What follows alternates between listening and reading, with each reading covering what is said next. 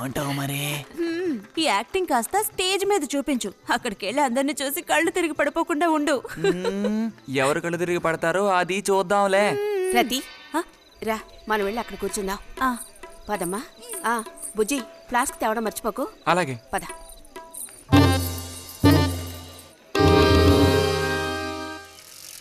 ఏరా మీ అమ్మ ఎక్కడుంది?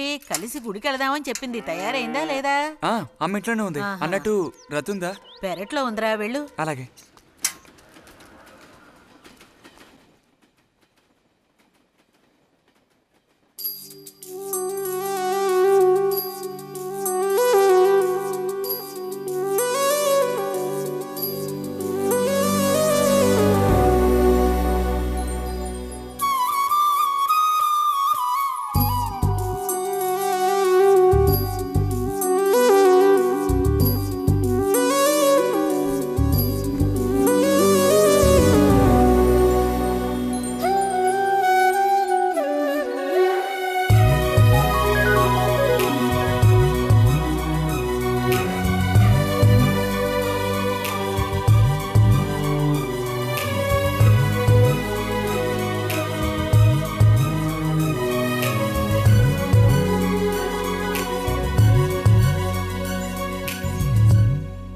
రతి, వీక్లీ పుస్తకాలు తీసుకొచ్చాను.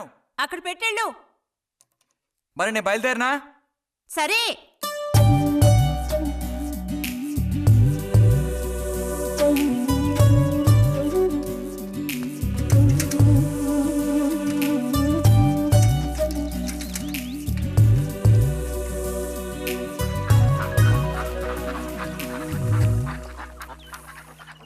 పిలిచిన చోటుకొస్తుంది. చెప్పినట్టల్లా చేస్తుంది. ఎవరు? ఎవరైనా సరే. మహారాజులు సైతం ఆ కాలంలో మహారాణులను వశపరచుకోవడానికి ఈ విద్య ప్రయోగించారు. ఏం విద్య? వశీకరణం. వశీకరణమా? భస్మం. ఏ భస్మం? మంత్రభస్మం. వశం చేసుకోవాలని ప్రయత్నించే అమ్మాయిని ఆ భస్మం నుదుట పెట్టుకుని ఒక్క చూపు చూస్తే చాలు. ఆ అమ్మాయి కూడా అదే విధంగా నిన్ను చూసిందనుకో, కాయ పడ్డైనట్టే. కాకపోతే దానికి ఒక పద్ధతి ఉంది. శుభ్రంగా స్నానం చేసి ఆ భస్మాన్ని నుదుట పెట్టుకోవాలి. తను నిన్ను చూసేంత వరకు నోరు తెరిచి ఒక్క మాట కూడా మాట్లాడకూడదు. రాత్రి వెళ్ళి పిలిస్తే నిద్రపోతున్న మంచం మించి కూడా లేచి వచ్చి తోక ఆడించుకుంటూ నించుంటుంది. ఇది ఎక్కడ దొరుకుతుందంటావు? ఏది? నువ్వు చెప్పిన భస్మం సృష్టించాలి. ఎలా? కాస్త ఖర్చు అవుతుంది. మరి ముందు ఏం చేయాలో చెప్పు.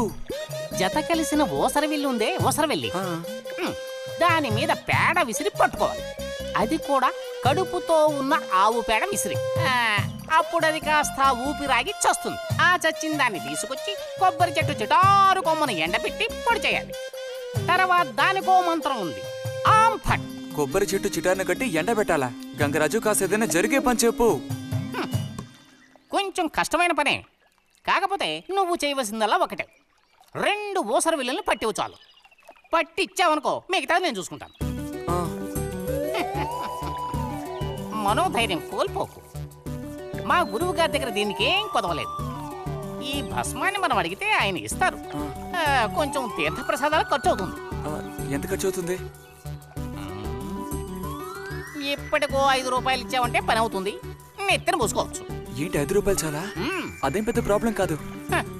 బాలక, ఆత్మధైర్యంతో ముందుకు సాగావనుకో, అవ్వందంటూ లేనే లేదు.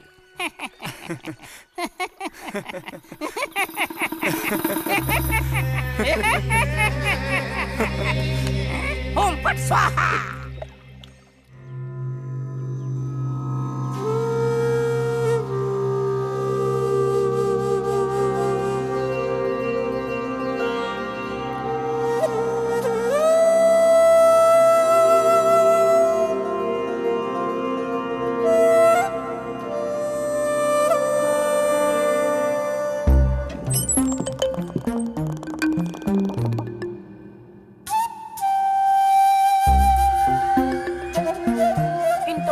లేచి స్నానం చేసావు, ఎక్కడికి వెళ్ళాలేంటి?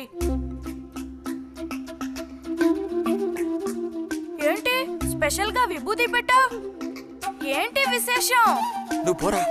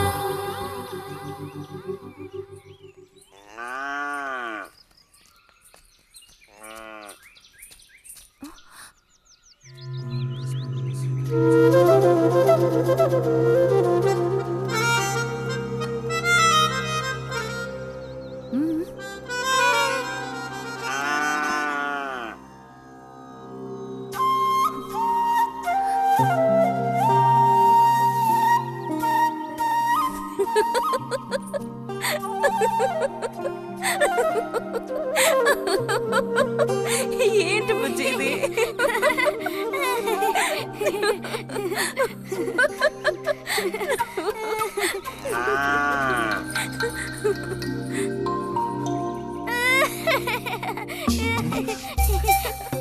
ఆగు, ఆగమంటుంటే ఆగు.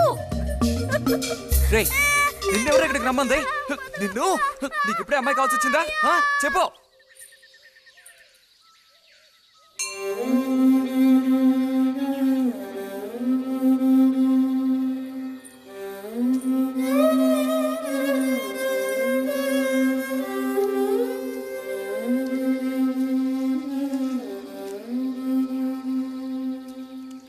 రండి సార్. ఈరోజు లైబ్రరీకి వెళ్ళలేదా? లేదు.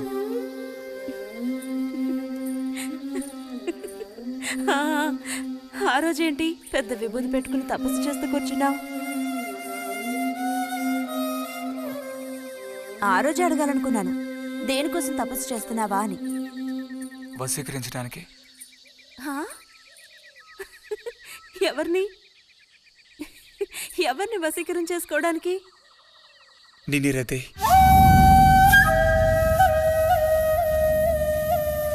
బుజ్జి ఏమిటి అనేది? అవును, నిన్నే. ఏంటి బుజ్జి ఇది? ఎంత చనువు ఉంటే మాత్రం ఇలా మితిమీరి ప్రవర్తిస్తావా? ఇంకాపు ఇలాంటి పిచ్చి పిచ్చి ఆటలు నాతో ఆడుకో చెప్తున్నాను. ఛ!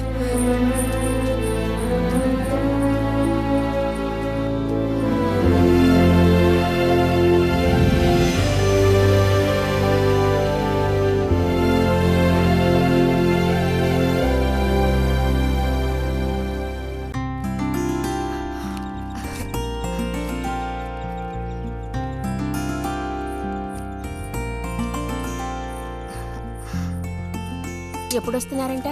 వచ్చే వారం వస్తున్నారట. ఉత్తరం చదువుతుంటే అమ్మాయి మొహంలో సంతోషం చూసినప్పుడే నాకు అర్థమైపోయింది. సరే గాని కృష్ణారావు ఎప్పుడు వస్తున్నట్టు రాశాడేమిటి? తారీఖేం రాయలేదు. ఇక్కడ వదినకి స్కూల్లో లీవ్లు ఇచ్చిన తర్వాత అక్కడ అన్ని ఊళ్ళో ఒక్కడు ఉండగలడా ఏంటి? ఓ మిలిటరీ వాడిని చేసుకుంటే ఆ బాధ ఉంటే అప్పుడు నీకు తెలుస్తుంది. ఇగో నన్ను అడిగితే మాత్రం మిలిటరీ వాళ్ళు పెళ్లి చేసుకోకూడదు. పాపం వాడు కాపరం చేసేది 2 నెలలే, మిగతా 10 నెలలు ఆ తీపి జ్ఞాపకాలతో గడపాల్సిందే. అందుకే పాప ఆయన పెళ్లి చేసుకోకుండానే ఉండిపోయినట్టున్నారు. మా బాగా చెప్పావు. నీకో సంగతి తెలుసా? పూర్వం నేను బర్మాలో ఉండేటప్పుడు నా వయసు ఎంత ఉంటుందనుకున్నావు? 26-27 లోపలే ఉంటాయి. అప్పుడు సాయంకాలాలు ఓ చక్కటి ప్యాంటు టీషర్టు వేసుకుని ఈవినింగ్ వాక్కి వెళ్ళేవాడిని. అప్పుడు చూడండి నాకు గ్లామరు. నీలా ఉండేవాడిని కాదు, బక్క వేధవాణి. ఎంతమంది పెళ్లి చేసుకుంటామని వెంటపడేవారో తెలుసా? ఎక్కడా? బర్మాలో. పాప అక్కడ రాజకుమారి కూడా వచ్చి లైన్లో నుంచినట్టు. ఏంటి? ఇక చాలే నీ గోలాపమావయ్య, అబద్ధాల పుట్ట. ఎవరో నీ కోసం వెతుకుంటూ వచ్చారు, వెళ్ళి చూడు. ముక్క ముందు చెప్పాలి కదా. నువ్వు చెప్పకపోతే నాకు ఎలా తెలుస్తుంది? పబ్లిషర్స్ వచ్చారో ఏమిటో, పోయిన వారమే రాసి పంపేస్తానన్నాను. ఆలస్యం అయిపోయింది కర్మ. ఈసారికి నిన్ను క్షమించి వదిలేస్తున్నా.